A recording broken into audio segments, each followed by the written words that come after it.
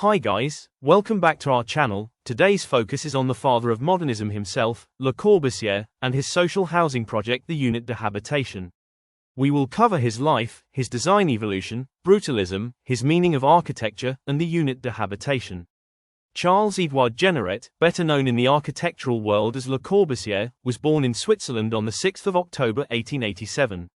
When he was 13 years old, Corbusier left primary school to learn the art of enameling and engraving watch faces from Charles Leplatinier. Leplatinier encouraged him to observe nature, and to look at the underlying structures of plants and fossils and their geometric forms. He also introduced Le Corbusier to the nature-inspired aesthetics of Art Nouveau and introduced him to architecture as a profession. On the trips he took from 1907 to 1911, he had three main architectural discoveries. He learnt about the contrast that large communal spaces versus individual living spaces provided, the history of classical proportion, and the importance of geometric forms. Corbusier spent 2 years studying in Paris, France, underneath Auguste Perret. He gained valuable experience working as a draftsman and learning all about the uses of reinforced concrete in architecture. He then spent part of 1910–1911 studying in Berlin under the guide of Peter Behrens, a German architect who taught him about industrial design and modernist ideas. In 1917, Le Corbusier had returned to live in Paris and set up his own architectural practice with his cousin Pierre Jeanneret. This began the start of Corbusier's early influential works, including Villa La Roche, Villa Savoye, and the Citroën House, whose characteristics foreshadowed his 5 points of architecture. It was around this same time where he met a designer and painter by the name of Amédée Ozenfon who introduced him to the world of Cubism, an art style that rejected complex abstractions and instead focused on utilizing the pure, geometric forms found in everyday objects. Together they wrote a series of articles for a paper, and later on Le Corbusier's papers were gathered and published into a book known as Towards a New Architecture.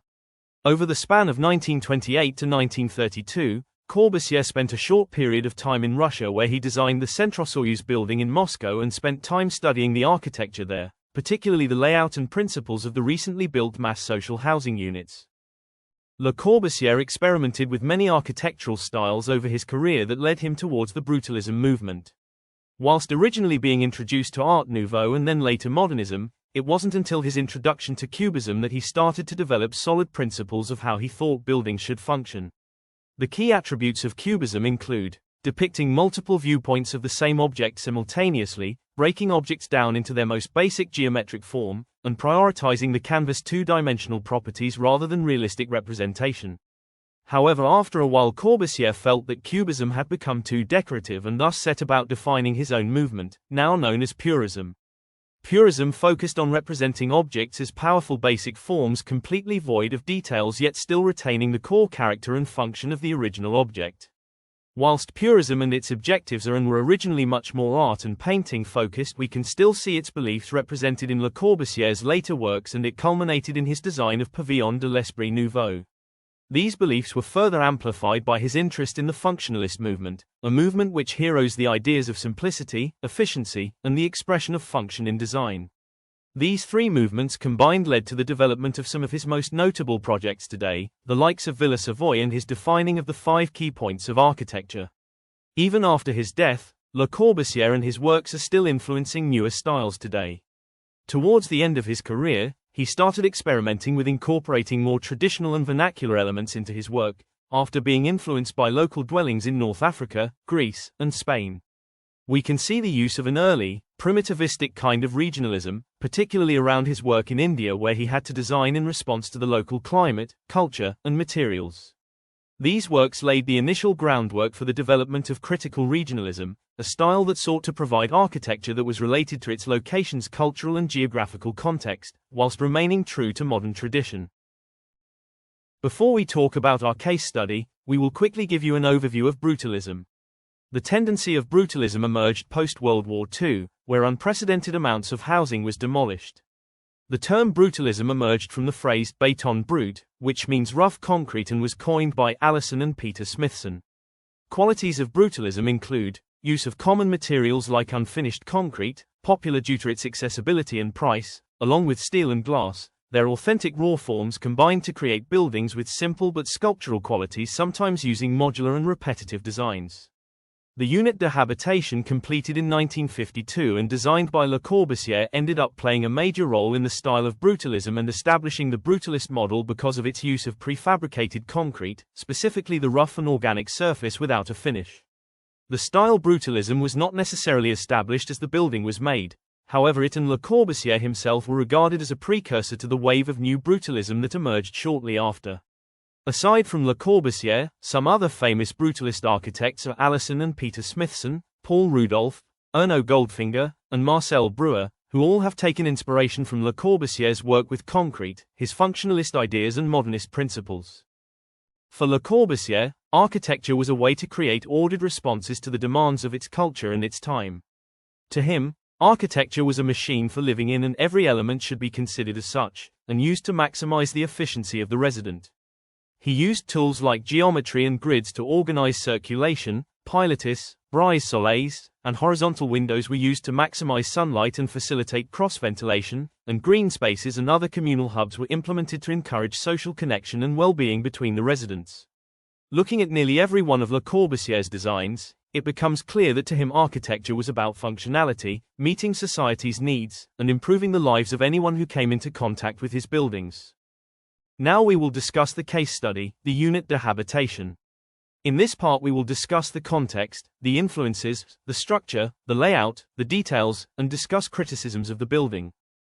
The unit de habitation, built in 1952, is Le Corbusier's first big project when the need for housing suddenly spiked due to the destruction caused by World War II, and was simultaneously an architectural experiment, an urban concept and a social experience, as well as being considered a founding work of Brutalism and a statement for modern architecture. The unit de habitation is located in the southern part of Marseille in France, and is the first and most famous of a series of residential mass housing projects by Le Corbusier with the same name across Europe. It was a building for the people, a vertical self-sustainable city that was affordable for a large number of residents. Le Corbusier intended to build a whole suburb of these buildings, but was unable to due to economic and political pressures, leaving him with the single building. The design was originally meant with steel construction in mind. However, due to the post-war material shortages, it was decided that concrete was to be used instead.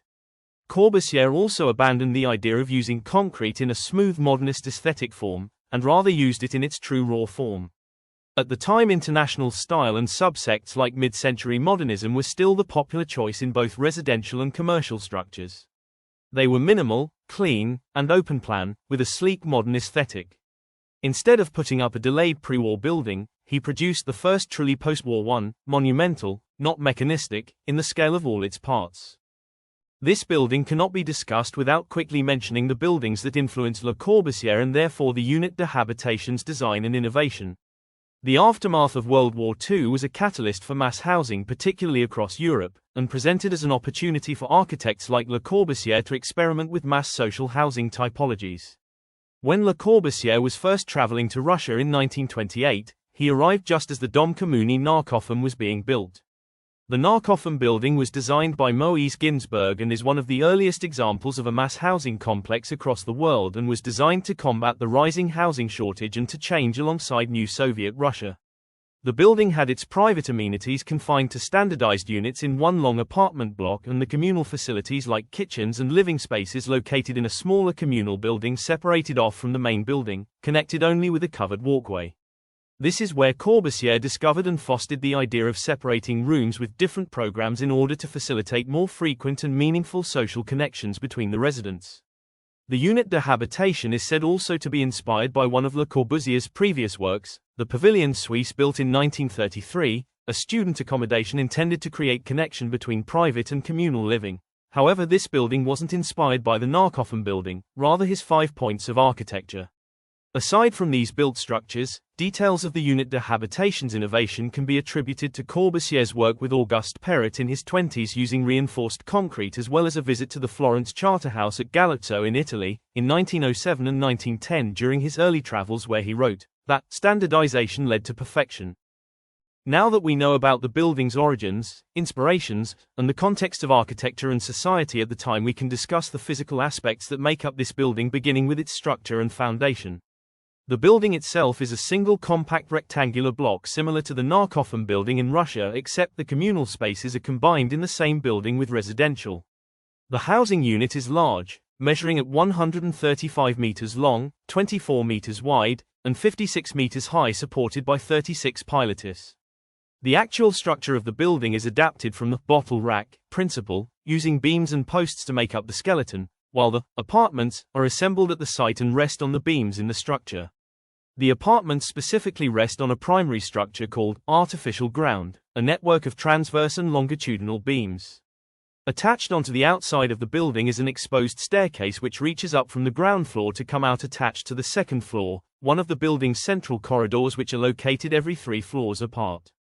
The building is made up of 2 main materials, the most evident being the striking use of rough cast, reinforced concrete, which made for a stable yet eye-catching structure that also remained cost-effective.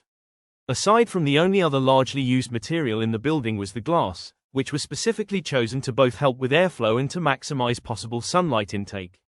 Additionally, the building's proportions are designed using the modular system for the purposes of rationality and efficiency, reflecting his functionalist tendencies. Now we will discuss how this building has been laid out. The building as a city within a city is a key example of his idea of a machine for living in, as it incorporates and allows accessibility to a resident's every need within its 18 stories, including housing, shops, and outdoor living, without focusing on the flourishes and rather its functionality. To be able to accommodate all these areas, Corbusier needed an innovative approach to the spatial organization of the project. So, what was his approach? The building is 18 stories. Floors 7 and 8 of the building are considered as a service corridor, and are dedicated to residential and community needs such as shops, restaurants, and a hotel, and act as a commercial artery of the building. The roof of the building acts as a garden terrace, and it is where the majority of the communal space is located, sporting a daycare, gym, running track and pool. The large ventilation stacks on the roof give the appearance of ocean liners funnels, their sculptural quality a nod to the future of brutalist characteristics. The space underneath the building, made accessible by the pilotis, provides additional communal and green space. In the residential spaces of the building there are a total of 337 units designed to accommodate 1,400 to 1,600 people. This can be broken down into 23 different apartment types accommodating different situations. For instance, there are studios but also family-sized apartments. They are designed by 8 combinations made possible by the use of 3 standard modules. The first module brings together the entrance, the hallway, the kitchen and the living room. The second is occupied by the master bedroom and the toilet block, while the third module is intended for 2 children's bedrooms. The apartments themselves are 2 stories and were oriented with the building's long axis running north-south, so the units face east and west. They interlock like a puzzle and creating a corridor for access through the middle. This corridor is referred to as a street, and they are called streets in the sky, in relation to the idea that the building is a vertical city. This collection of 2 apartments and a corridor takes up a 3-story high strip of the building. The apartments are accessible from the large entrance hall, giving access to the lifts and the staircases that provide a means of circulation throughout the building. Looking even closer at this building, unique architectural details are uncovered that can help us understand the building's purpose and experience, the most obvious being the building's unconventional use of color that can be seen on both the outside and inside of the building. Inside, all the front doors of the apartments are painted one of 6 colors: red, yellow, blue, green, brown, or white. The balcony to each apartment is painted with the same color as the door, and not only are these colored panels a reflection of Corbusier's purist tendencies, they also work to create a sense of individuality and personalization amongst the large number of residents. These balconies also act to cross-ventilate the attached space, while the brise soleil helps to control the building's solar heat gain and thermal conditions. Although the unit de habitation is innovative and renowned in many ways, it has its criticisms that range from factual to pure opinion and stylistic differences. These opinions are from not only fellow and later architects but additionally historians, journalists and other creatives. Fellow architect and CIAM member Walter Gropius commented at an event celebrating the building that any architect who does not find this building beautiful had better lay down his pencil. The building itself does align with the architect's principles closely, as Gropius was a believer in functionalism and architecture solving social housing, so his approval of the building is no surprise. Australian art critic Robert Hughes and US architect Peter Blake both criticized the building in a similar manner. Hughes criticized unused space underneath and the small dwellings, and Blake noted its small children's rooms, some without windows, and the insufficient use of the ground level space. Prominent brutalist architects Allison and Peter Smithson, although being inspired by the building in their later works, agreed with the criticism of its social isolation, and claimed that the building was unable to grow and change and were critical of the internal corridors in relation to pedestrian circulation. These criticisms are valid in their own rights, however defense can be made for several of the arguments. In particular the unused ground space, which could be argued to be the opposite, acting as an extension of surrounding public space and creating increased circulation paths and improved ventilation. Or that the children's rooms are too small but, when in reality they all actually include moving partition walls that can open up the space. In most situations arguments can be made for both sides, and it is natural for there to be both criticism and approval of any work. Despite it, the Unité de Habitation has inspired many post-war mass housing projects after its completion, becoming a founding work of Brutalism, and a housing project that is still used by people today. That is all from us today. We hope you have learned something new about this building and Le Corbusier's architectural identity. Like and subscribe and we will see you next time.